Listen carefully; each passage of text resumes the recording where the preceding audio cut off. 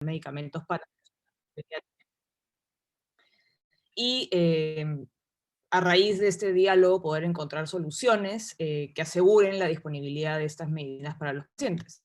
Y en ese sentido, en consenso con diversas organizaciones y entidades privadas que, digamos, son expertas en esta materia, y también con el CENARES vamos a tratar de encontrar propuestas de solución a este problema. Entonces, en medio de este diálogo, cada ponente va a tener un plazo establecido de tiempo para poder presentar su postura respecto a este problema, y luego de la participación de cada uno de los participantes vamos a tener un espacio de diálogo que va a estar abierto a preguntas y respuestas para encontrar soluciones. Así que, hecha esta introducción, le doy la palabra al director general del CENARES, el señor José Antonio González Clemente. Congresista, muy buenos días, muchísimas gracias por el espacio, buenos días a todos. Quería hacer una presentación para poder explicar un poco la posición de CENARES. No sé si tengo la posibilidad de poder compartir o presentar. Sí, está activada la opción.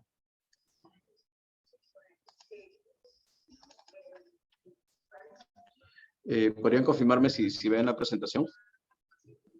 Sí, sí se ve. Sí se ve.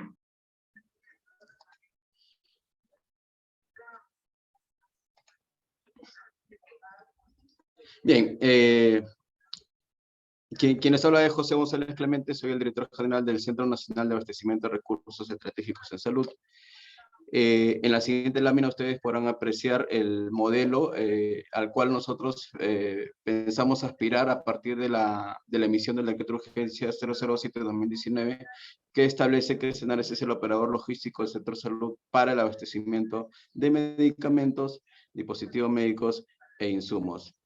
La gran diferencia de este modelo es que busca poner al centro y como actor principal de todo al paciente. Si ustedes pueden identificar, hay flujos de información y hay flujo de suministro. Para nosotros va a ser importante conocer cuál es la necesidad del paciente, el consumo de los medicamentos que se da desde el establecimiento de salud, para en función de eso poner a su disposición todos los procesos y los recursos existentes en el Estado que permitan abastecer y proveer de esos medicamentos a estos pacientes. Eso supone también que podamos contar con recursos humanos debidamente capacitados, con actores, algunos de los cuales puedo mencionar como la DIGES, que es la Dirección General de Intervenciones Estratégicas en Salud, la DIGEMIT, las direcciones de redes integradas en salud, los hospitales, los establecimientos de salud, los institutos, las DIRESAS, las GERESAS, con roles claramente identificados y funciones claramente identificados que permitan coexistir una articulación adecuada de los procesos y actividades que se requieren en todo este proceso de la cadena de suministro. También es importante contar con recursos financieros y presupuestales definidos, disponibles, que permitan a esta cadena de suministros actuar de forma ágil y dinámicamente ante cualquier situación que se pueda vertir en la variación de la demanda o ante una situación que provenga propiamente del mercado. Las normas legales y que originan un poco esta reunión deben permitir a que este operador logístico pueda accionar de forma rápida ante cualquier situación extraordinaria y que permita a su vez tener los productos para poder atenderlos y ponerlos a disposición de los pacientes. Es importantísimo contar con recursos informáticos que nos permitan a esta cadena de suministro y a todos los actores en todos los procesos de la cadena a tomar decisiones oportunamente. Yendo específicamente al proceso de adquisición, es importante que entiendan un poco cómo funciona el proceso de adquisiciones. CENARES, una vez realizada la programación de los productos, identifica cuáles son las cantidades y los adquiere a través de proveedores nacionales, utilizando la norma de contrataciones del país, y para esto utiliza procedimientos de selección como las licitaciones públicas, las subastas inversas electrónicas, las adjudicaciones simplificadas. También Realizamos compras a proveedores no domiciliados en el país, sobre todo cuando la oferta local no permite satisfacer esa necesidad o cuando identificamos condiciones muy ventajosas para el país, tanto económicamente como técnicamente. También realizamos compras a través de organismos cooperantes para los productos de VIH, sobre todo medicamentos, y específicamente a través de la Organización Panamericana de la Salud. Los productos de estos proveedores ingresan a través de Senares. Senares los distribuye a través de los almacenes especializados y regionales, y desde estos almacenes regionales son distribuidos y puestos a disposición en los establecimientos de salud, hospitales e institutos, y desde aquí ya son dispensados hacia los pacientes. En el caso de los laboratorios nacionales y en algunos insumos y medicamentos, estos son ingresados directamente a los hospitales e institutos. ¿Cuál es la problemática que nosotros identificamos en estos momentos? Les había mencionado que en el caso de las compras nacionales utilizamos dos procesos de selección, los cuales son las subastas inversas y las licitaciones públicas. Está sucediendo que constantemente en los últimos años existe un grupo importante de medicamentos que son declarados desiertos debido a que no se presenta o solo se presenta una propuesta o ninguna propuesta. Por las características de este proceso de selección, y así está establecido en la norma, debemos contar con dos propuestas válidas para que este proceso funcione. Podemos identificar un solo proveedor que cumple con todas las condiciones, pero si no existe un segundo, este proceso se declara desierto. Esa declaratoria de desierto puede darse, genera que volvamos a convocar el proceso por una segunda vez en las mismas condiciones. Solo si una segunda vez se declara desierto es que la entidad puede optar por otro tipo de procedimiento de selección. Como comprenderán, ya son dos declaratorias de desiertos, más una simplificada, ya existe un espacio importante de tiempo que va a impactar definitivamente en el abastecimiento de estos productos. Para nosotros será importante que se tome una alternativa desde el punto de vista legal, que esto está normado actualmente, no lo podemos evitar y tenemos que seguirlo así, y que nos permita que al menos en la primera convocatoria, en la primera declaratoria de desierto, se pueda ya elegir otro tipo de procedimiento de selección con la finalidad de no desplazar demasiado el procedimiento de selección y tener concretada la compra, que a su vez va a poder permitir tener los productos para distribuirlos hacia los establecimientos de salud. Como segundo punto, tenemos que los procedimientos de selección por licitación pública, que incluyen varios productos de VIH y sobre todo los insumos y las pruebas, nos demandan a nosotros entre 4 a 6 meses poder llevarlos a cabo. Y esto es muy complicado, puesto que dentro del proceso, o previo al proceso inclusive, tenemos que realizar un estudio de mercado para poder garantizar la pluralidad de marcas y pluralidad de proveedores. Y esto se torna muy complicado muchas veces, porque los proveedores siempre tratan de establecer en esta etapa condiciones en las especificaciones técnicas que de alguna u otra forma les resulten una ventaja al momento de presentar su propuesta. Esto continúa incluso en el procedimiento de selección porque se presentan consultas, se presentan observaciones, las bases son elevadas al OCE, incluso luego de otorgar la buena pro son apelados, y todo esto demanda que los procesos requieran entre 4 o 6 meses e incluso más tiempo para poder concretarse. Eso también impacta en el abastecimiento.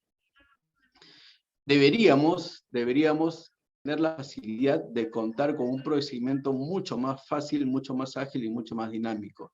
Desde aquí de Senares estamos trabajando una propuesta, empezamos a trabajar una propuesta hace una semana, porque necesitamos tener los proveedores disponibles y certificados previamente. Toda esta etapa de consultas y observaciones deben definirse previamente antes de convocar el procedimiento de selección, de tal forma que por decirlo, por utilizar el término precalificados. Una vez precalificados, lo único que tendría que esperarse en el procedimiento de selección es un proceso de difusión y de permitir la participación de la mayor cantidad de proveedores, pero respecto a ciertas condiciones, ya no sobre las características del producto, porque se entiende que este debería estar precalificado. y así solamente se acortarían los plazos y se evitarían todo este proceso de elevación de observaciones, consultas y recursos de apelación. Es una propuesta que estamos trabajando, pero alternativamente también podemos estar mirando otras que nos permitan reducir estos tiempos que nos demanda llevar a cabo estos procesos. Como siguiente punto, identificamos la disponibilidad presupuestal, ¿no? Como les mencioné al inicio, el modelo puede funcionar siempre y cuando existan todos los recursos disponibles. Uno de esos recursos son el presupuesto. Este año, por ejemplo, hemos tenido una disminución en la asignación de recursos presupuestales. Si bien es cierto, ya se están tomando las acciones para inyectar de esos recursos, ya existe algunas semanas en las cuales no se puede convocar los procesos de selección, porque por norma tengo que contar con esos recursos previo a la convocatoria. Esas semanas ya impactan en el abastecimiento.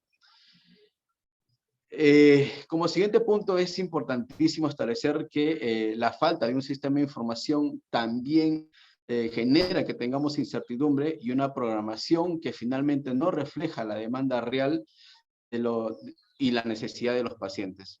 Esto impacta porque muchas veces nos ha pasado que hemos convocado procesos de selección para comprar productos para 12 meses y resultan alcanzándonos para 9, para 8. Eso obviamente genera que hagamos actividades extraordinarias para poder convocar nuevamente los procesos de selección. Y en algunas oportunidades inclusive no les genera predictibilidad a los proveedores, porque los proveedores están esperando y se preparan para el año aproximadamente para volver a poder participar. Pero si esto se acorta, probablemente las expectativas de participar a ellos también les afecten, ¿no? Porque ellos también tienen que hacer todo un proceso de verificación de la compra de la materia prima o de la importación del producto. Y lo tienen que realizar con una predictibilidad y con una previsión que les permita estar preparados al momento de participar de un proceso de selección. Parte de lo que les dije tiene que ver con el sistema de información que ya les mencioné. Tenemos un sistema de información bastante fragmentado. Utilizamos diferentes sistemas de información en las diferentes etapas de la cadena de suministro. Por ejemplo, para la programación utilizamos el SIGA para hacer el plan anual de contrataciones y el cuadro de necesidades. Para hacer las compras utilizamos el SEACE. Para manejar los recursos presupuestales utilizamos el CIAF. Para manejar la información respecto a stock y consumos manejamos el SISMED, y así sucesivamente cada uno de esos maneja cierta información que nosotros tenemos que recopilar y muchas veces trabajarlos en hojas de cálculo para poder obtener información que nos permita a nosotros tomar decisiones. Todas estas situaciones nos representan una problemática y muchas de las veces influyen en el abastecimiento de los productos. Yo con eso creo que me he pasado los 10 minutos, congresista, abierto a las preguntas que puedan haber y a los aportes que desde ya son bienvenidos, y creo que Ángela ha estado en otra reunión en algún momento cuando empecé en septiembre. Comentamos un poco de los mecanismos diferenciados para poder generar todas alternativas de contratación, y vimos el reglamento de la ley de cáncer como una oportunidad para poder hacerlo, y le comento que ya estamos trabajando en el reglamento. Hay mecanismos que están introduciéndose, que no solamente los hemos plasmado desde el Ministerio de Salud, sino que también estamos coordinando con la Dirección General de Abastecimiento, que es el ente rector del Sistema Nacional de Abastecimiento, para que entienda la situación de salud y permita que se puedan implementar estos mecanismos. Perfecto, muchísimas gracias, doctor González. Digamos, la ronda de preguntas y respuestas la vamos a tener al final para poder avanzar rápidamente con las exposiciones. Así que, habiendo terminado su exposición, le doy la bienvenida a la señora Ángela Flores, directora ejecutiva de ALAFARPE, para que pueda iniciar su intervención. Muchas gracias, congresista Tudela. Me parece que Jaime Dupuy va a hacer una introducción, porque hemos consolidado varios temas bajo el Comité de Salud de COMEX, y a partir de ahí continuamos con la presentación. Muchas gracias. Sí, congresista, buenos días. Muchas gracias por la invitación. Si me permite de repente hacer una primera introducción, porque en realidad las personas que estarían acá presentes forman parte del Comité de Salud de COMEX Perú, COMEX Salud, y de repente me gustaría hacer una pequeña presentación rápidamente para que todos sepamos quiénes están presentes y para que lo pueda tener claro, ¿no? Al final, COMEX Salud en realidad está integrada por varias empresas relacionadas con el sector salud, pero entre ellas, las que pueden estar más relacionadas con el tema de medicamentos, podrían ser las tres que nos acompañan, que son a la FARPE, debidamente representada por su directora ejecutiva, que es Ángela Flores, y está todo su equipo, Zaira, Carlos, Gonzalo, que están acá presentes, que es la Asociación Nacional de Laboratorios Farmacéuticos. Está también a la FAL, representado por el señor Carlos Lee, acá también presente, que es la Asociación de Laboratorios Farmacéuticos Latinoamericanos, y aparte está ANACAP, que es la Asociación Nacional de Cadenas de Boticas, representada por Carla, también acá presente. Entonces, en realidad, digamos, como COMEX Salud, de hace un tiempo atrás, preparamos una hoja de ruta, en general, que involucra diversos temas. Voy a compartir pantalla rápidamente para hacer una pequeña presentación, pero definitivamente el tema de medicamentos, que es lo que nos llama a esta reunión, es uno de los puntos que vamos a resaltar, ¿no? Y para la presentación que nos hemos dividido, de repente hay, digamos, tres secciones que quisiéramos hacer rápidamente, ¿no? Una parte, que hacer una pequeña introducción de algunos temas, que si bien no se van a referir específicamente a la parte de medicamentos de VIH, sí creo que es importante porque daría como que el pie para exposar algunos problemas que hemos encontrado en general para el mercado de distribución y adquisición de medicamentos, ¿no? que definitivamente también podría impactar en la compra de medicamentos relacionados con VIH.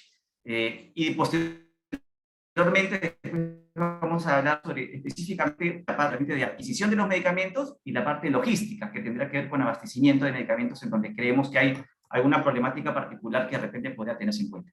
Y con la parte introductoria, sí partir de algunos elementos que creemos que son importantes para entender después las problemáticas que pueden generarse, ¿no? Definitivamente hay un primer problema, que es esta fragmentación que existe en el sistema de salud, ¿no? De tener al MINSA por una parte, a Salud con el Ministerio de Trabajo por otra parte, y a la sanidad de las fuerzas armadas y policiales, ¿no? Lo que implica también, de repente, falta de articulación en las estrategias de compras públicas de medicamentos, en la logística, y adicionalmente a esto se puede aunar pues, un nivel mayor de complejidad cuando estamos hablando de las competencias delegadas en las direcciones regionales de salud, y tanto a nivel municipal, que tienen también sus propias competencias y responsabilidades, ¿no? Que complica más este entretejido que tiene que ver con los temas de salud.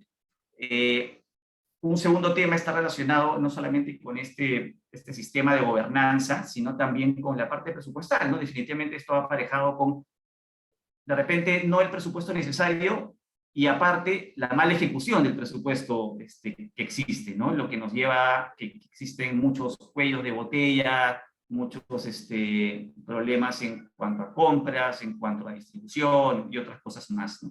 Hay una deficiente gestión de la logística y del abastecimiento de los medicamentos. Hay un problema que creemos también importante en cuanto a adopción de innovación, ¿no? Muchos medicamentos, sobre todo pensando en enfermedades nuevas o complicadas, en donde vemos que hay bastante retraso de nuevos medicamentos en que ingresen al mercado, ¿no? Y esto también va de la mano con un tema que creemos que es muy importante, que tiene que ver con el fortalecimiento institucional, ¿no? Uno de los organismos que tienen mucha importancia dentro del sector medicamentos es la DIGEMIT, y la DIGEMIT al final termina siendo una dirección de línea del Ministerio de Salud, ¿no? Con lo cual, de repente, las competencias, las instrucciones, las direcciones, las gestiones que pueda realizar, al final también se ven un poco complicadas en función del bajo nivel que puede tener como organización frente a otras entidades públicas, ¿no? De hace mucho tiempo nosotros contemplamos la posibilidad de que se le pueda subir la jerarquía a esta dirección, dejar de ser una dirección general y convertirse en una especie de organismo público adscrito, ¿sí?, al MINSA. Claro, de repente puede haber una idea un poco más ambiciosa de convertirlo en una especie de FDA, de repente adscrito a la PCM, donde puede sumar temas sanitarios también de otros lados, ¿no? Pero por la parte de medicamentos, definitivamente subir el nivel, ¿no? Convertirlo en un organismo público para asegurar un nivel de, primero, autonomía presupuestal, ¿no? De recursos económicos para poder operar de la mejor manera, y que esto vaya acompañado de una sinergia total de sus procedimientos. No hay muchos problemas en la DIGEMIT de hace años en cuanto a demoras de expedientes, de las renovaciones, para inscripción de medicamentos, para comercialización, y todo esto lo que genera es demoras de que medicamentos entren a comercialización en el mercado, ¿no? Y sobre todo pensando en enfermedades, digamos, que requieren mucha innovación y que está aparejado con el problema que comentamos sobre el retraso en la adopción de innovación. Muchos de estos temas, sin duda, creemos que de repente no son cosas que pudieran hacerse desde el Congreso, y eso estamos convencidos, ¿no? Por ejemplo, convertirlo en un organismo público por la LOPE necesitaría una ley que venga por lo menos del Ejecutivo, una propuesta de ley, entiendo, por un decreto legislativo, pero creemos que son temas que de repente pueden, o sea, deberían estarse mapeados y ser parte de la problemática como contexto, porque creemos que en algún momento, cuando haya un nivel de coordinación con el Poder Ejecutivo, son temas que podrían salir y que podrían ser parte de una solución un poco más integral, ¿no?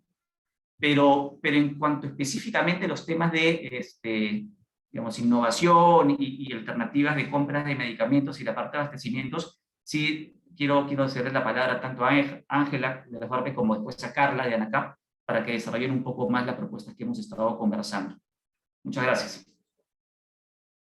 Muchas gracias, Jaime, y a través de su intermedio, congresistas, y también me permiten, voy a presentar algunas láminas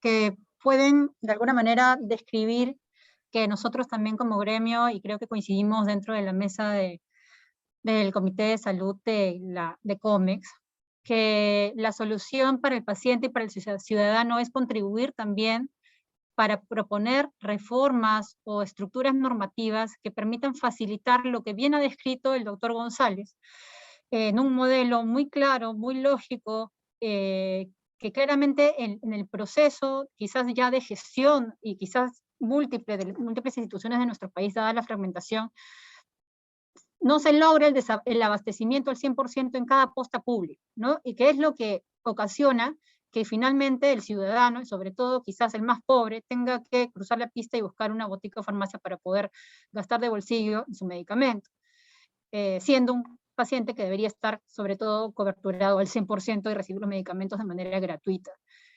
En ese sentido sí coincidimos que necesitamos de alguna manera focalizar la discusión sobre medicamentos, dividiendo algunas categorías, ¿no? Tenemos medicamentos OTC, sin prescripción, tenemos medicamentos RX con prescripción médica, y dentro de los medicamentos con prescripción tenemos también recursos estratégicos, dentro de los cuales se involucran tanto los biológicos, los biosimilares, genéricos, medicamentos que tratan enfermedades complejas, enfermedades focalizadas en población vulnerable, y que de verdad hoy por hoy se ven muy impactadas a raíz de la pandemia, ya vamos 2 años y medio de pandemia, y que sin duda tienen un impacto totalmente desfavorable en el incremento de fallecidos y también por causa de la interrupción de tratamientos.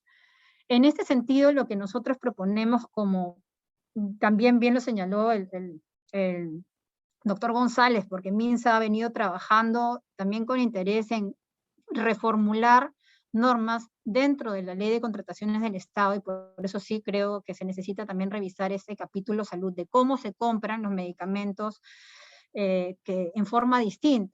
Tenemos el medicamento de subasta inversa, que de alguna manera también recibimos que hay complejidades, pues al momento de generar estos precios mínimos, ya son tan bajos que muchas veces no hay tampoco interés en participar en las licitaciones, y quizás por esa razón es una de las tantas causas que podría complejizar que una licitación se vea desierta.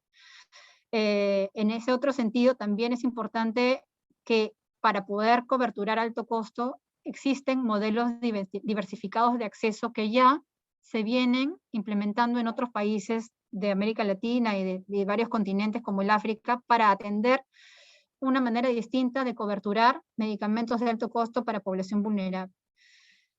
Estos modelos innovadores de acceso ya involucran una compra eficiente, tienen un desenlace clínico al momento de poder determinar qué tipo de patologías necesitan mayor focalización. Por ejemplo, las enfermedades raras y huérfanas, quizás hay tan pocos pacientes en el Perú que necesitan cierto tipo de innovaciones que no están siendo coberturados y que posiblemente a través de estos mecanismos diferenciados de adquisición puedan, por un lado, acceder de manera oportuna al medicamento y por otro, estabilizar con predictibilidad tanto para el proveedor como para la institución pública, una sostenibilidad financiera en el gasto y un equilibrio en ese, que no es un gasto, es una inversión en salud, porque es una inversión en salud por darle la mejor calidad de insumos al ciudadano. En ese sentido, nosotros hemos ya presentado en varios talleres y formalmente también en el Congreso de la República varias exposiciones con expertos internacionales, no nosotros, el mismo Banco Mundial lidera este tipo de modelos en otros continentes y que benefician claramente no solamente a los pacientes, sino a los profesionales de la salud porque les permite determinar qué patología tiene mejor evaluación terapéutica, historia clínica versus otra patología, y también representan ahorros en términos de infraestructura por el uso de camas menor, el uso de equipamiento, y creo que estos valores económicos lamentablemente no están vistos en el valor presente neto que tiene que hacerse en Ares en una licitación pública porque ellos ven insumo sobre valor presente y que claramente imposibilita comprar de manera distinta cierto tipo de servicios. Lo que finalmente ocasionó en un lapso de 10 años la implementación de estos nuevos mecanismos de acceso, por ejemplo, en el Uruguay, es una estabilidad de gastos en las barras rojas y un incremento de acceso sostenido en los ciudadanos uruguayos que necesitaban tratamiento de innovación para su población vulnerable.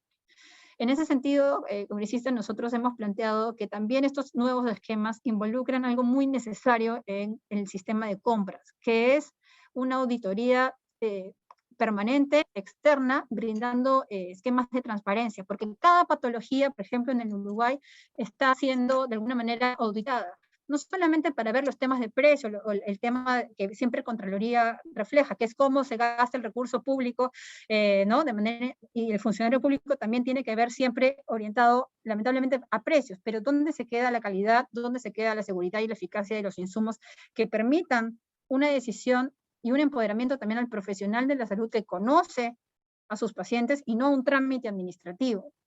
En ese sentido, sí nos parece importante incluir este tipo de modelos que son basados en dos categorías muy grandes: modelos de riesgo compartido, donde hay un objetivo clínico previamente acordado para poder adquirir un medicamento, y los otros tipos de modelos como precio-volumen, dosis adicionales, pagos fijos por paciente, que bajo un criterio lógico uno diría, ¿por qué no es posible? Bueno, la ley de contrataciones actualmente no lo permite, y sí, la ley de cáncer habilita por primera vez en el país, en su artículo 5, la incorporación de este tipo de modelos solamente para pacientes con cáncer, y justamente esperamos que ese reglamento se publique, ya tiene entiendo, más de 60, 90 días de espera, y creemos que es una herramienta fundamental para que los pacientes crónicos enfermos con cáncer puedan tener mejor acceso y sobre todo de manera oportuna.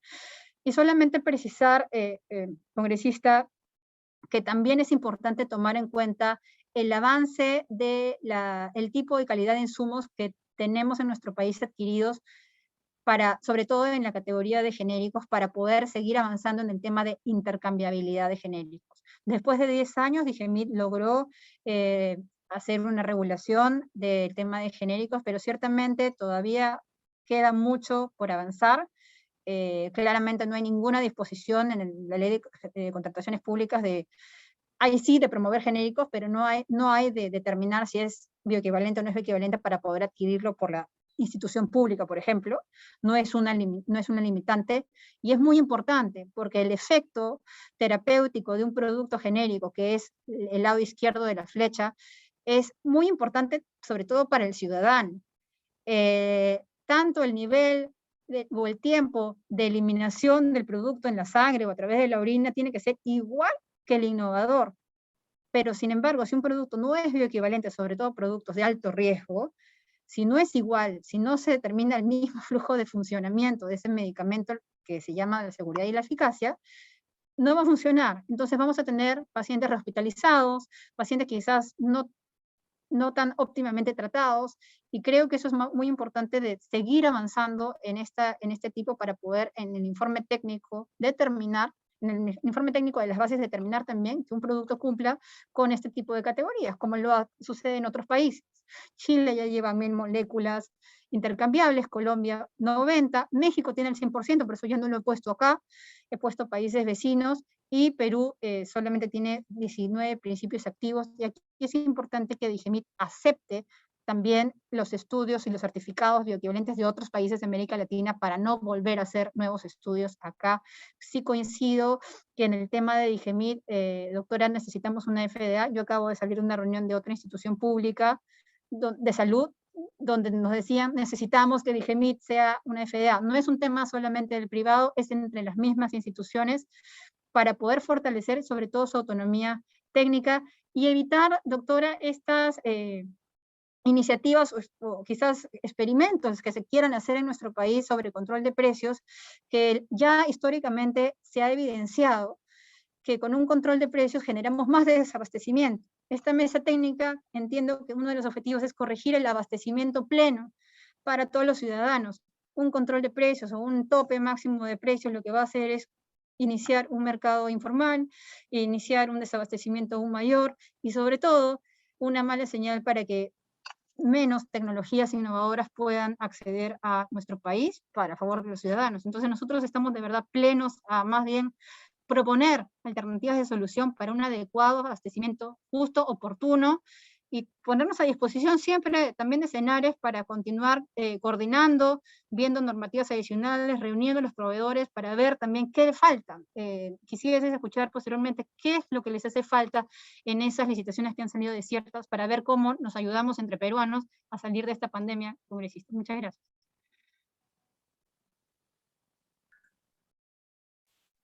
Muchas gracias, Ángela. No sé si luego, bueno, yo tengo acá en el programa la intervención de Carla.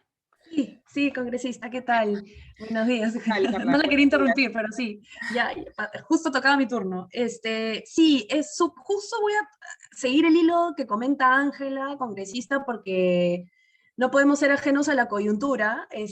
Hoy el debate en los medios, el debate en la calle es poner topes, hablar de precios, y la verdad es que creo que todos los que estamos acá, y el doctor González no me dejará mentir, padecemos desde hace ya varios años de un problema más estructural con el tema de desabastecimiento.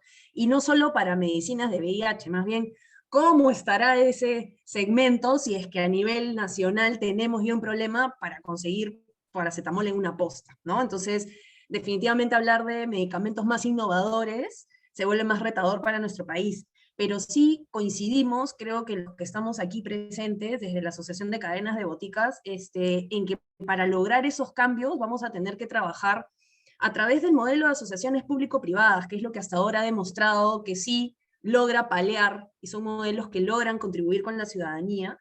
En el caso particular durante estos años de pandemia, estuvo activo sobre todo Padomi y Farmacia Vecina, que son dos modelos en donde se evita que los pacientes se trasladen o pierdan tiempo y dinero para poder obtener sus medicinas. Entonces, nuestra propuesta va en línea con estimular este tipo de modelos, haciendo pilotos, haciendo pruebas, pero para el abastecimiento de las postas, hospitales, farmacias públicas y centros de salud, que es donde normalmente debería un peruano poder obtener su medicina de manera gratuita. Ahí la promesa o el derecho a la salud que promete el Estado peruano, el Ministerio de Salud, es que cada peruano, por su derecho a la salud universal, obtenga sus recetas de manera gratuita. Y eso es algo que no está ocurriendo. Entonces, el más del 80% del volumen de medicinas en el país se distribuyen a través de las redes nacionales, de las redes públicas del Estado, pero lo que ocurre es que las personas tienen que ir a comprarlas a la farmacia, sea independiente, una cadena de botica, que cubrimos el 20%, digamos, del abastecimiento total,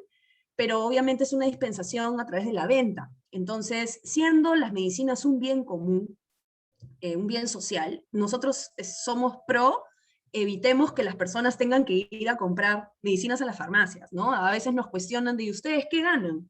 Nosotros ganamos de generar valor agregado a la ciudadanía, ¿no? O sea, de que si tenemos una sociedad mucho más sólida y saludable, vamos a poder agregar valor en los otros significados integrales de la salud, que no solamente es no estar enfermo. Pero la de atender las enfermedades es una promesa que recae en el Estado, ¿no? El rol del Estado. Entonces nosotros como cadenas lo que queremos es impulsar estos modelos.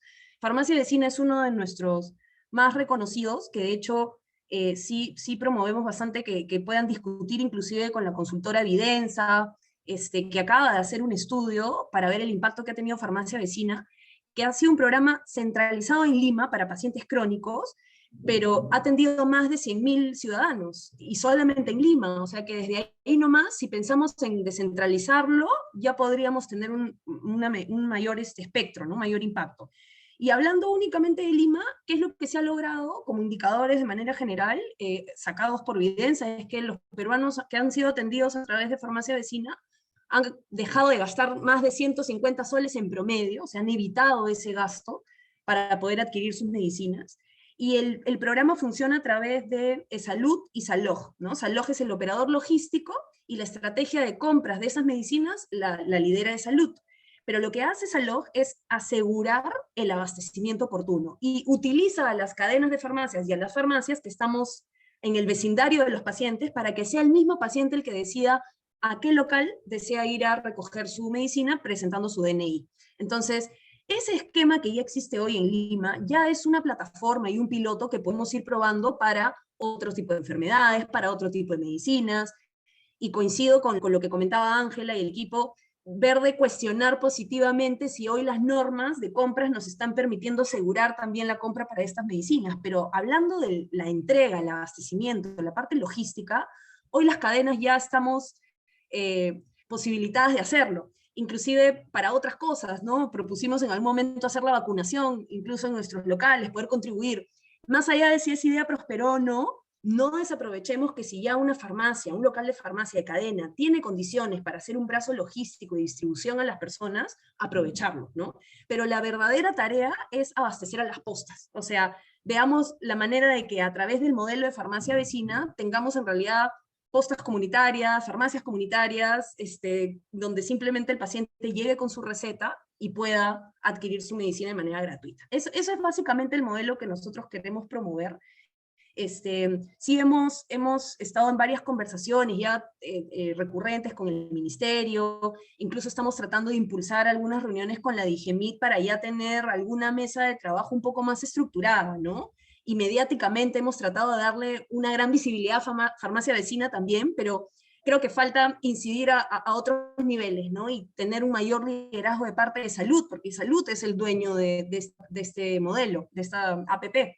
Y creemos que ahí hay ya muy buena base para no tener que inventarnos la pólvora, ¿no? Ahora, eso no va a eliminar el problema completamente de cómo es nuestra estrategia de compras, ¿no? Pero sí nos va a permitir ir paliando durante la emergencia los pacientes que no están siendo atendidos, ¿no? Y ya, hablando también un poco más allá de las posibilidades, estos son pilotos nuevos que nosotros queremos hacer, es cómo un local de farmacia, sea independiente o cadena, también es un aliado en educar en salud, ¿no? Entonces, las farmacias podemos, a través de la farmacovigilancia, de los técnicos farmacéuticos y personal de químicos farmacéuticos, que son una especie de primera línea en salud, sin ser doctores, cumplen un rol en la cadena de salud, porque como usted sabe, congresista, muchos peruanos antes de ir a un médico a veces van a la farmacia, ¿no?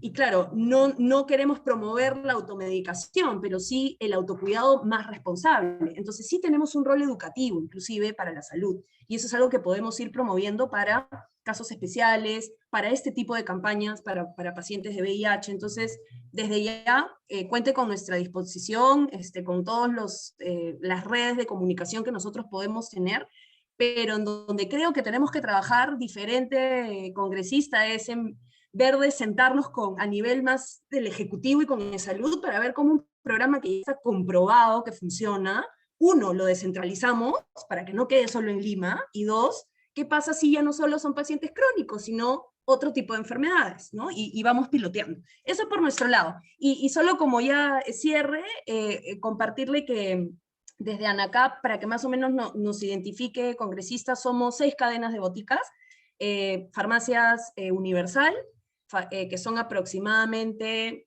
10 a 12 boticas a nivel de Lima, Boticas Perú, que son aproximadamente más de 300 a nivel nacional, Farmacia Yodal y Farmadesa, que juntas hacen aproximadamente 200 locales, y los 2.000 locales entre Incafarma y Mifarma. O sea, estamos las 6 cadenas que tenemos mayor participación a nivel nacional, que estamos mucho más cerca como cadenas, pero también están las más de 12.000 farmacias independientes, que también están agremiadas, que también están agrupadas en 2 asociaciones. Entonces, nosotros tenemos bastante relacionamiento y coordinación con ellos y podemos hacer cosas conjuntas, porque compartimos los vecindarios también. Entonces, sí cuente con que ese nivel de coordinación lo podemos liderar desde cadenas de boticas para ir llevando un estándar de trabajo, ¿no? Básicamente. Le agradezco.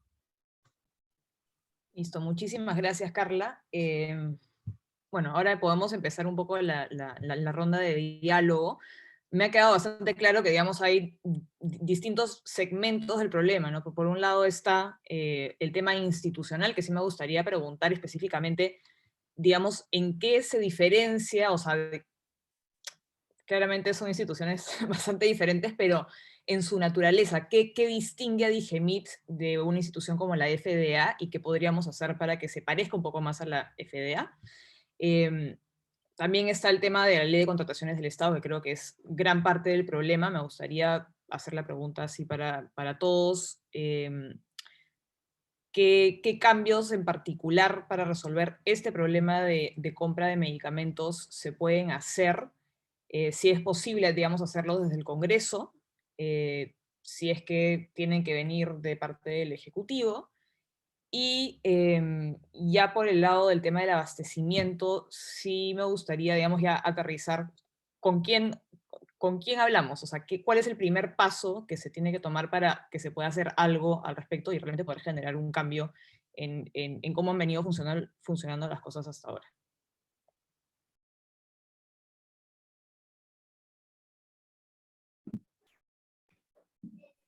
Ángela. Congresista, si me permite, con respecto a la primera consulta del FDA, yo le puedo dar una introducción y luego sí me gustaría que Zaira Ocampo, químico farmacéutico, conocedora del tema por dentro, por fuera y por los alrededores, pueda también comentar este punto.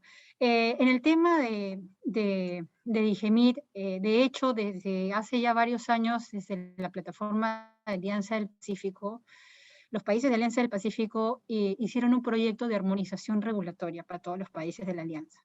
Dentro de esa plataforma se evidenció la necesidad de que cada una de las agencias regulatorias de América Latina, INVIMA, ANVISA, etcétera, Digemit incluida, puedan tener cierto tipo de estándar.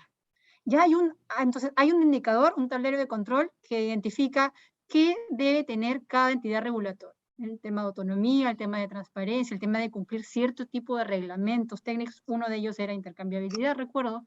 Por eso también hubo mucha necesidad de aprobarlo.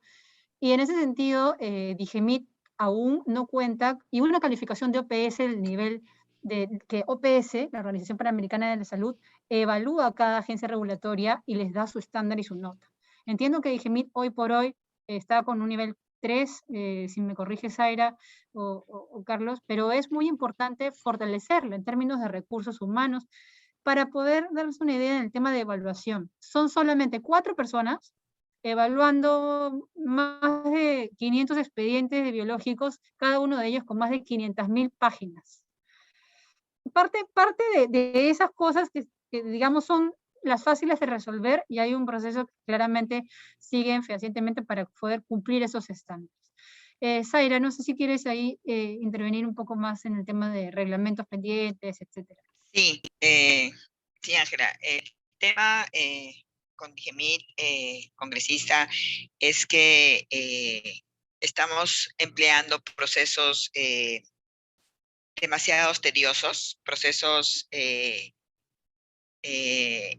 internos de revisión que ya no, digamos, obsoletos, porque tenemos la mayoría de productos innovadores que vienen aprobados por un país de alta vigilancia sanitaria, y aquí esos productos podrían tener una simplificación en el proceso de revisión, ¿no? La ley se lo permite, en algunos casos, Digemit ya lo implementó, pero en los casos que tienen los expedientes muchos más completos, más grandes, los de 200.000, 300.000 páginas, Digemit pretende revisar todo. Entonces, ahí tenemos ese es un ejemplo de los procesos, del proceso interno que ellos tienen. Otra de los temas que tienen es que no tenemos mesas público-privadas para poder trabajar en conjunto, para poder acordar cosas, para poder revisar y sugerir algunas mejoras que pudieran existir en los procesos, excepto cuando publican los reglamentos y nosotros podemos dar la retroalimentación, pero eso es por norma, digamos, ¿no?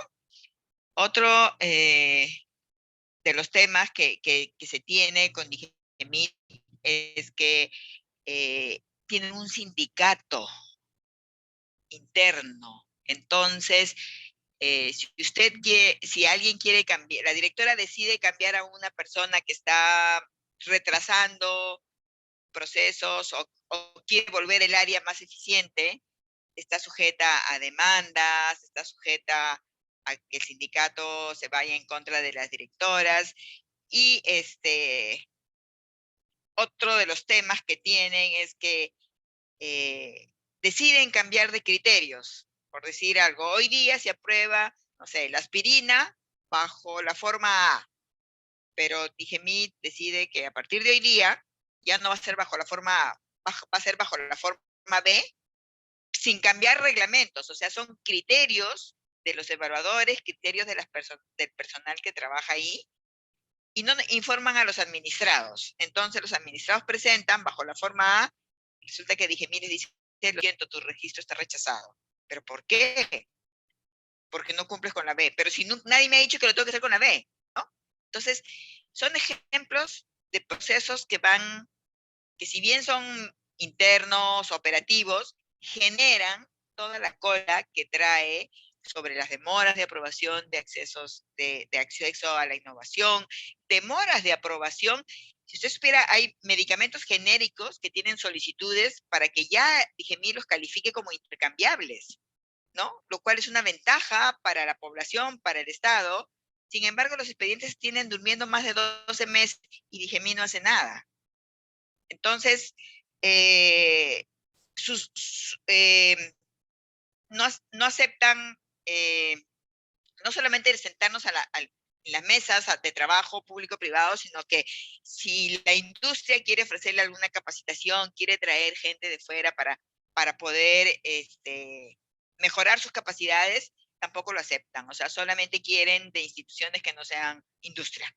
Entonces, todas esas cosas van atrasando a la gente, van perdiendo sus capacidades, sus habilidades técnicas, y estamos en un mundo digital, en un mundo donde todo, durante este último año, todos los últimos 2 años, los procesos han pasado a ser digitales, emisión de documentos que antes eran oficiales, que requerían legalizaciones, ahora son documentos digitales que emiten directamente las autoridades. Nosotros, reconozco que DIGEMIT ha hecho algunas mejoras, creo que no son lo suficientes. Un ejemplo de un proyecto que ha hecho DIGEMIT súper bueno ha sido la publicación del reglamento de vacunas, que están en investigación, y eso ha permitido que podamos tener acceso a las vacunas todos los peruanos. Pero en cuanto al resto de procesos, realmente es bastante tediosos, bastante poco ágil, ¿no? Y es lo que trae todas las secuelas. Por eso que nosotros proponemos de que haya un fortalecimiento de las autoridades. La autoridad podría trabajar. Hay recomendaciones que hace la OPS, la Oficina Panamericana de la Salud, ¿no? Te dice, las autoridades regulatorias, para mejorar su eficiencia, tienen que utilizar las buenas prácticas regulatorias. Esas buenas prácticas regulatorias están publicadas por la OPS en un documento. Tiene otra opción, que es un mecanismo para mejorar la eficiencia también de las autoridades, que se llama Reliance, y te dice, si el producto está aprobado en Estados Unidos, o en FDA, perdón, o en EMA, apruébalo en menos tiempo, ¿no?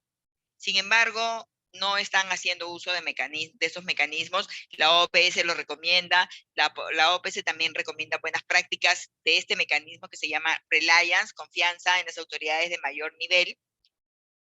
Y el otro tema es que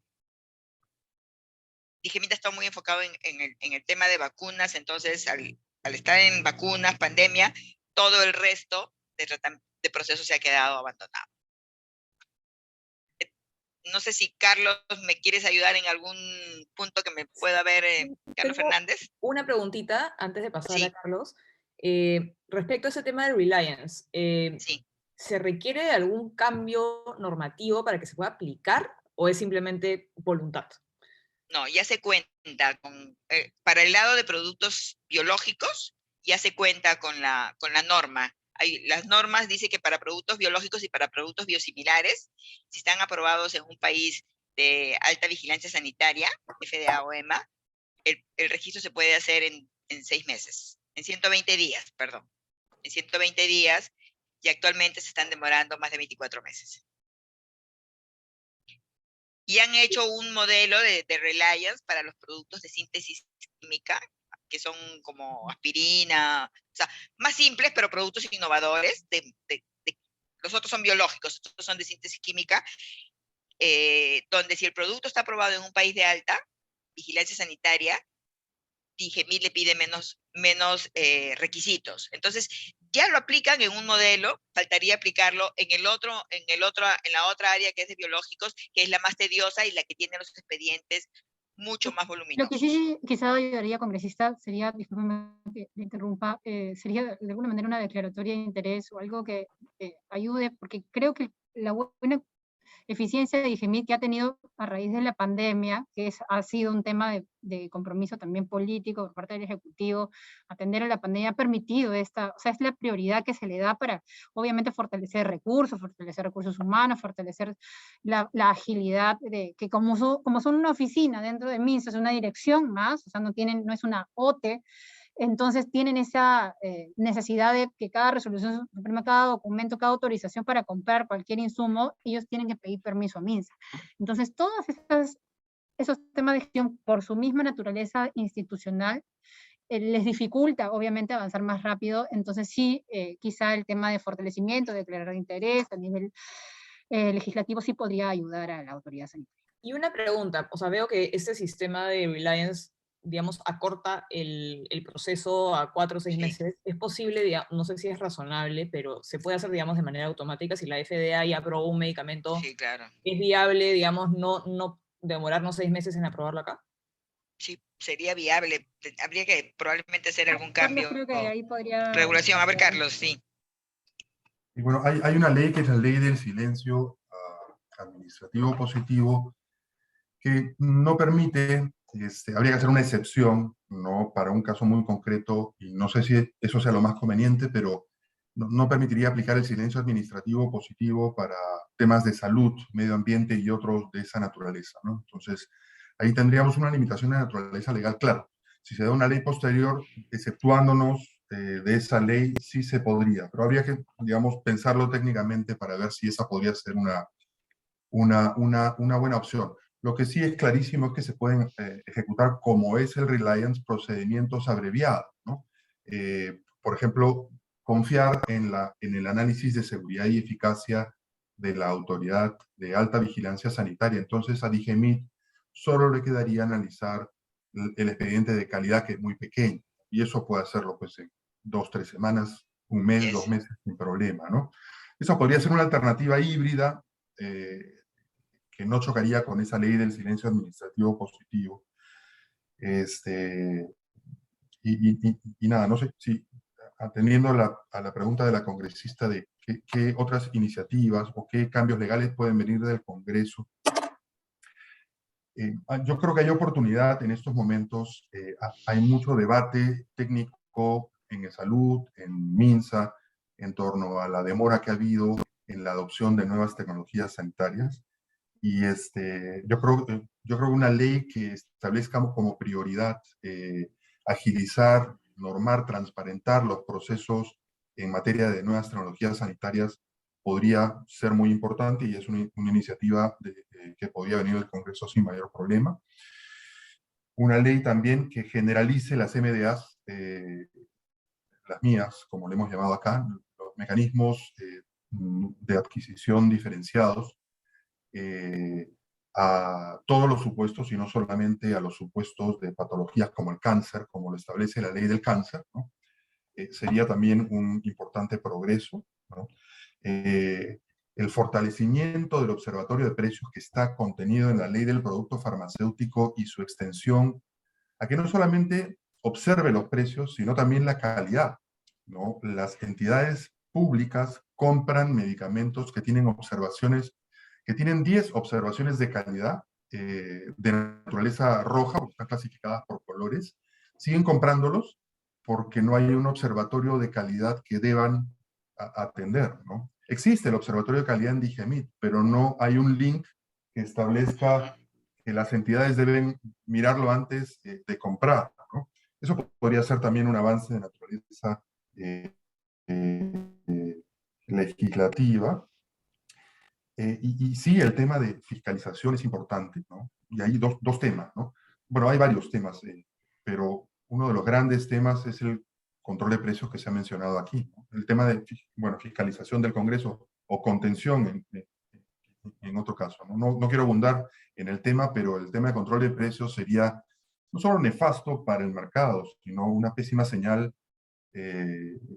para el clima de negocios, ¿no? En el país. Y sin duda, yo creo que este tema, bueno, Senares ha hecho enormes progresos, reconocemos las dificultades y como dice Ángela, a la FARPE siempre va a estar disponible para ver dónde están esos cuellos de botella y comunicárselos a sus asociados para que los traten de resolver si es que están en manos de sus asociados, ¿no? Que podría no estar, ¿no? Lo que sí es que procesos como las compras directas internacionales por fuera de la ley de contrataciones y con transparencia dudosa, son procesos que nos preocupan mucho y creo que eso también debería ser observado por las diversas entidades estatales, ¿no? Perfecto, gracias Carlos. Jaime, tú estabas con la mano levantada, me parece. Sí, congresista, lo que pasa es que su pregunta inicial sobre cuál podría ser la diferencia, por ejemplo, entre Digemit y una FDA, o sea, definitivamente, como bien lo comentaron y lo explicó bien Zaira y Ángel al comienzo, definitivamente este tema, por ejemplo, de darle mayor jerarquía institucional es importante. Claro, la FDA es algo más, digamos, es un monstruito más grande, ¿no? Al final es como que una mezcla de todos los entes sanitarios que en nuestro caso están divididos entre Digesa, Digemit, Sanipes, el ITP, todos dependiendo, ¿no? Agricultura, pesquería, alimentos y medicamentos, mientras que la FDA engloba todo. Entonces, ha habido iniciativas, entiendo, para que se construya eso, pero entenderíamos que debería ser progresivo, ¿no? Juntar todo con las dinámicas que tienen ahorita cada una de las agencias, creo que sería muy complicado, pero tal vez iniciar con la parte farmacéutica para darle mayor fuerza, justamente porque este nivel de autonomía se necesitaría, por ejemplo, para tener este grado de nivel 4 de la OPS que puede ayudar a que tenga mayor jerarquía y puede ayudar para, no sé, pues, convenios de reconocimiento mutuo con otras agencias de otros países y beneficiarse de todos estos elementos que hemos hablado, de hacer como que un fast track para la aprobación de determinados medicamentos provenientes de países de alta vigilancia sanitaria y demás. Eso podría ayudar. Y definitivamente la agilidad institucional que le hace un OTE, que maneje su propio presupuesto, que no tenga que cada acto que realizarlo tener la autorización del Viceministerio de Salud o la oficina legal del Ministerio de Salud o la administración, sino que tenga sus propios órganos, ¿no? Ese nivel de autonomía que tiene un organismo público. Y también cuando en su momento trabajamos una iniciativa, porque teníamos una iniciativa de proyecto de ley. Entendemos que por la LOPE, la creación de un organismo público es una ley, pero por iniciativa del Ejecutivo. Eso entiendo que está en la LOPE, y por eso es que en un momento, desde el Congreso, ha habido dificultades para poder avanzar en algo así. Pero una de las cosas que teníamos pensado también es no solamente dar esta autonomía, sino, por ejemplo, tener un director técnico de esta, por ponerle superintendencia de medicamentos, que sea elegido por concurso público, ¿no? O sea, algo que también le falta a Digemit es gestión, o sea, porque hay muchas cosas que de repente no se necesita nueva normatividad, sino que la normatividad está, hay otras cosas que sí se pueden modificar, como bien lo ha explicado Carlos, pero como ocurre generalmente, ¿no? Tiene que haber un shock de gestión. Hay muchas consultorías, por ejemplo, que se han realizado de levantamiento de barreras administrativas. Creo que se fue la congresista, ¿no? perdón, disculpe, señor. Ha habido consultorías que se han realizado de levantamiento de barreras, por ejemplo, administrativas que existen, pero son consultorías que quedan ahí, ¿no? Entonces, al final, si tienes una administración más enfocada en gestión, puedes ayudar a justamente darle limpiar esa grasita que puede existir para que realmente sea una agencia mucho más moderna, ¿no? Más activa. Por eso, Jaime, para contribuir con lo que dijiste, efectivamente, la LOPE señala que debe ser una iniciativa del gobierno para crear una OTE. Sin embargo, yo creo que hay mecanismos legales para que el Congreso tome esa iniciativa. Por ejemplo, podría crear una comisión para que del Ejecutivo hagan la propuesta. Esa sería una alternativa. Y otra podría, aunque para evaluar con mayor detalle, ¿no? Presentar un proyecto de ley. Yo no creo que haya que modificar la LOPE, pero sí obtener mayoría calificada, porque la LOPE fue aprobada por mayoría calificada, ¿no? Entonces, es complicado, ¿no? Es una ley especial posterior a una ley general. Habría que pensarlo bien, hacer un buen análisis legal, pero podría haber un camino para explorar ahí sin necesidad de modificar la LOPE, sino haciéndole una excepción a la LOPE para este caso concreto. Pero eso sí requeriría mayoría calificada, ¿no? Es más complejo. Pero sí podría, bueno, en fin, es para el debate, ¿no?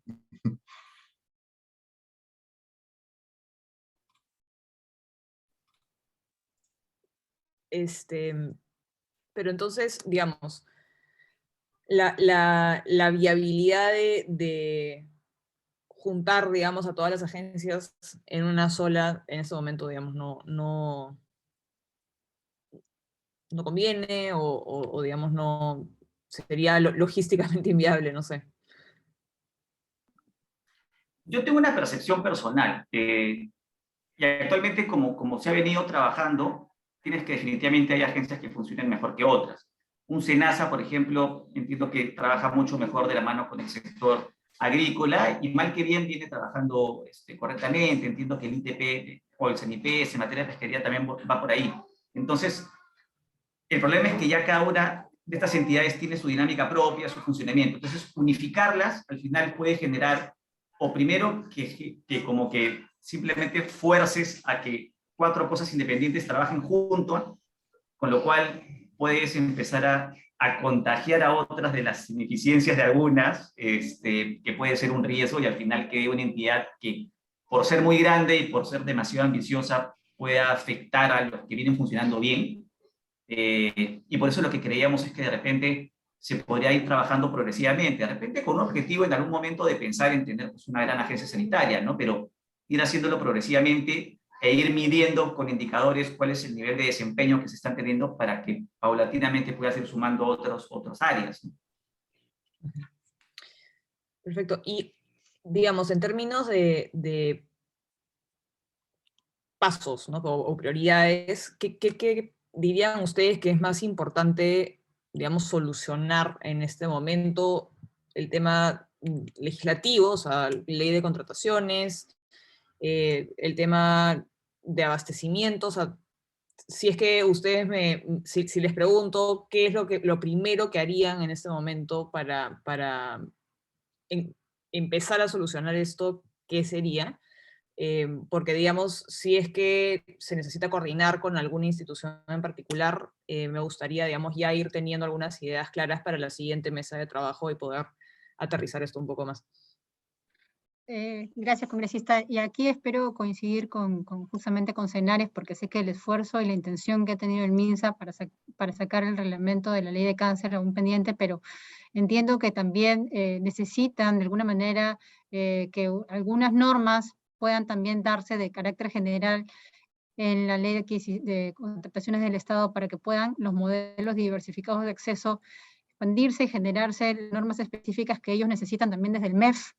Entiendo que MINSA claramente tiene la intención técnica de habilitarlos, y obviamente el MEF con su operador logístico también validarlos con normas específicas. Entonces ahí coincido que debería y es necesario, en varios talleres que hemos conjuntamente hecho con MINSA, ha salido el tema de la necesidad de tener un marco de acción para que el funcionario público pueda proceder de manera segura, de manera transparente, y como corresponde y de manera ágil, pero sí necesitan un marco legal que apoye al funcionario público a tomar ese tipo de decisiones. No sé, José, si coincido en esta parte o tienes alguna...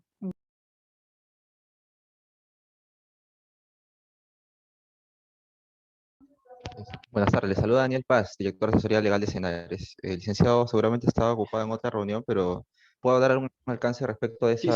del comentario que acaban de hacer? Sí, Dani, si me Efectivamente, o sea, permites ahí. ok, ok, Dale. ok. Solamente para comentar que Senares no es ajeno justamente a la necesidad que se tiene de hacer algunas modificaciones a la norma. Ahí, por ejemplo, hay algunos temas que tienen que ver necesariamente con una modificación de carácter legal a la propia ley para incorporar nuevos mecanismos de contratación. Hay algunas que se podrían trabajar a nivel reglamentario, pero sí también involucrar un actor importante, que en este caso es la Dirección General de Abastecimiento, que es la que regula todo el Sistema Nacional de Abastecimiento, ¿no? Sí, Daniel, muchas gracias. Congresista, si me permite. Sí. Justamente lo que mencionaba Daniel, ¿no?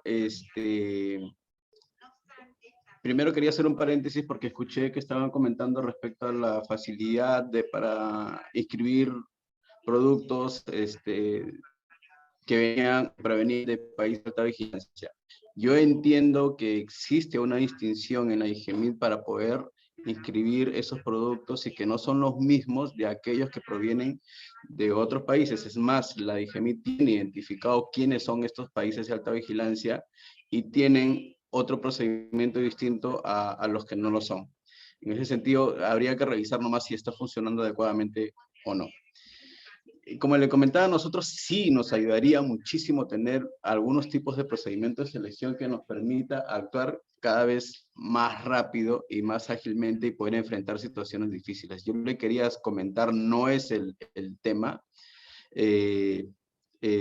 pero para el caso de cáncer, por ejemplo, en el año 2021, en el mes de septiembre, identificamos que varios proveedores no nos entregaban productos como parte de sus contratos.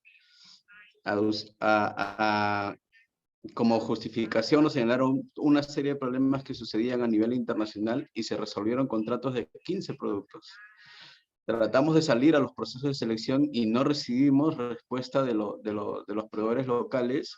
Se declararon de ciertos procesos incluso hasta 2 veces y algunos en los estudios de mercado no respondimos. Ante esas situaciones, Senares necesita reaccionar de forma rápida porque los pacientes no dejan de llegar a los establecimientos de salud.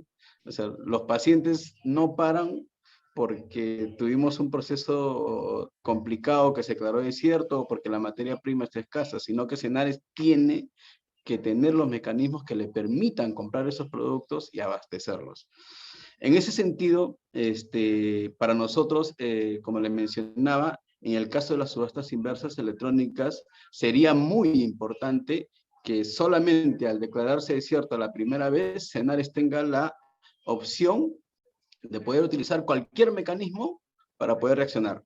Porque nosotros partimos de una premisa y muchas de las conversaciones que tuvimos con la DGA en varias oportunidades, entendemos que nosotros como país tenemos ciertas obligaciones respecto a los acuerdos y tratados que tenemos con otros países, que es el tema de contrataciones, que tenemos que garantizar que exista un mecanismo adecuado, que genere predictibilidad, que genere seguridad a los postores con reglas claras y que garantice que las personas o los proveedores puedan tener la oportunidad de presentarse. Entonces, yo creo que ese aspecto lo cumpliríamos cuando convoquemos un proceso de selección. Pero si este no resulta, ya tendríamos que utilizar cualquier tipo de mecanismo que nos permita a nosotros adquirir el producto.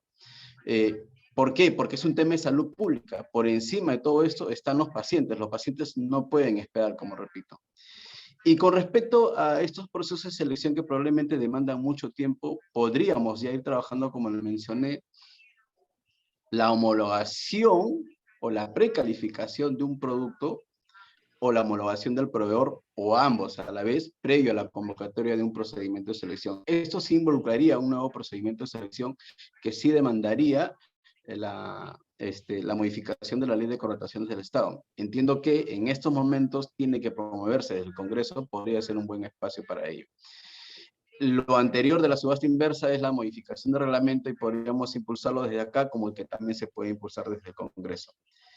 Y yo le quería comentar que nosotros para atender la demanda de necesidades para tratamientos de COVID, nosotros tenemos la posibilidad de poder hacer compras por emergencia. Y en esa facilidad congresista, nosotros podemos reaccionar rápido. En una semana podemos concretar compras. Se necesita fentanilo, se necesita midazolam, se necesita sueros, se necesita antibióticos, hemeropenem. Nosotros salimos al mercado y compramos rápidamente. En una semana podemos concretar una compra. Esa facilidad es la que necesitamos en Cenares para poder actuar rápidamente. Esa es la idea. Y cada vez se va haciendo para nosotros un reto más difícil, congresista, porque probablemente hace 5 años manejábamos 500 productos. En la actualidad estamos manejando más de 1.100 productos, poco más de 1.100 productos. En ese sentido, también necesitamos tener los mecanismos para poder actuar rápidamente y atender ese gran reto que es suministrar más de 1.100 productos, entre ellos los productos de COVID.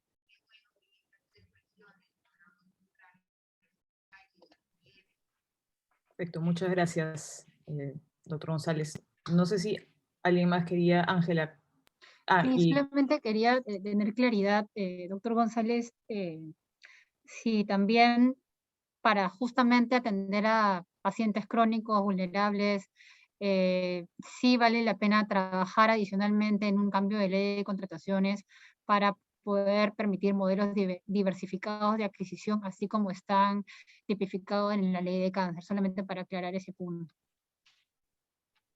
Sí, solamente para precisar ahí, congresista, nosotros, como le mencioné al inicio, también estamos abiertos a escuchar nuevas propuestas, y ya lo discutimos con la EGEA, también nosotros consideramos que debe haber un capítulo en la norma de contrataciones que nos permita a nosotros tener mecanismos diferenciados para algunos casos específicamente, y que eso nos genere una herramienta que le dé seguridad a los funcionarios para poder actuar, y ello nos conlleve a comprar rápidamente. En ese sentido, en parte coincidieron con nosotros, creo que existe la predisposición, y nosotros desde acá podríamos sumarnos a cualquier iniciativa también para poder impulsar esos cambios. Tiene la palabra Carlos Lee, que está levantando la mano hace rato. Gracias, congresista. Muchísimas gracias, básicamente por su interés de conocer la problemática. Como usted verá, es muy compleja. Yo personalmente, como todo el resto de los compañeros que han expuesto, creo que estamos de acuerdo en muchas cosas.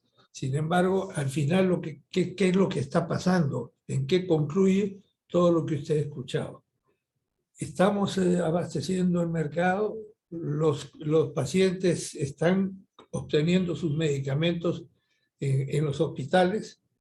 Ese es el problema que tenemos. En este momento no hemos aprendido, estamos en la tercera ola y aparentemente no hemos tomado las precauciones debidas y no hemos aprendido de la primera ni de la segunda.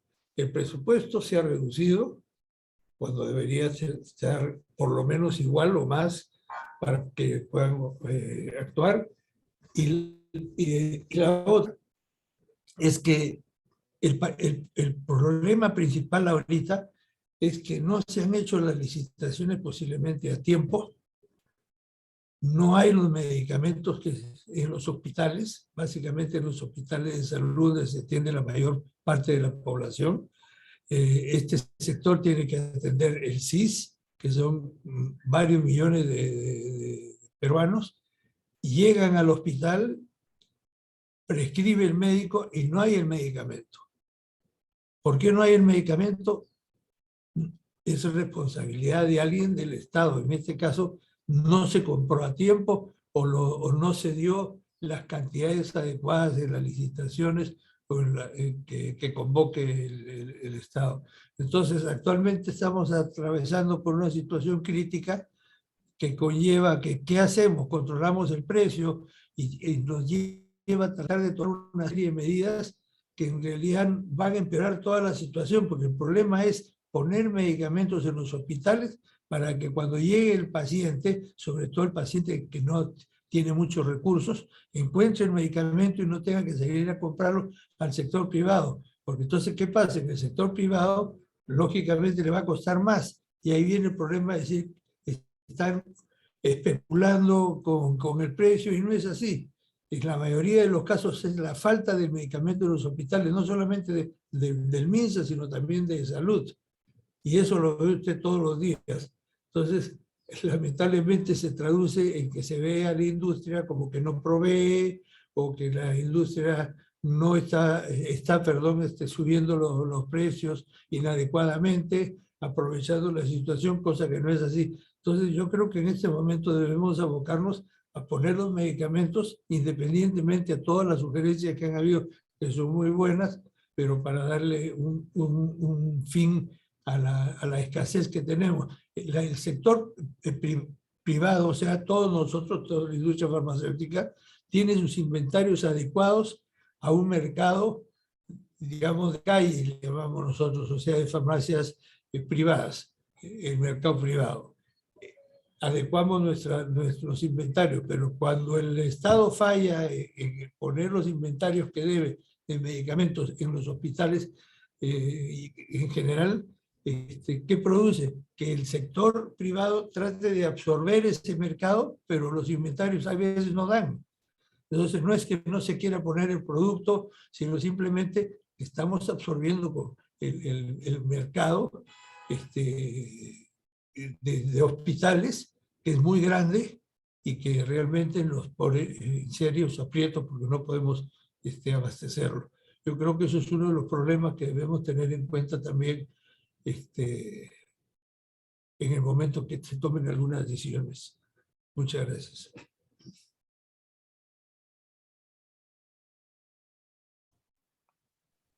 Listo, muchas gracias. No sé si alguien más quiere hacer alguna intervención o alguna pregunta.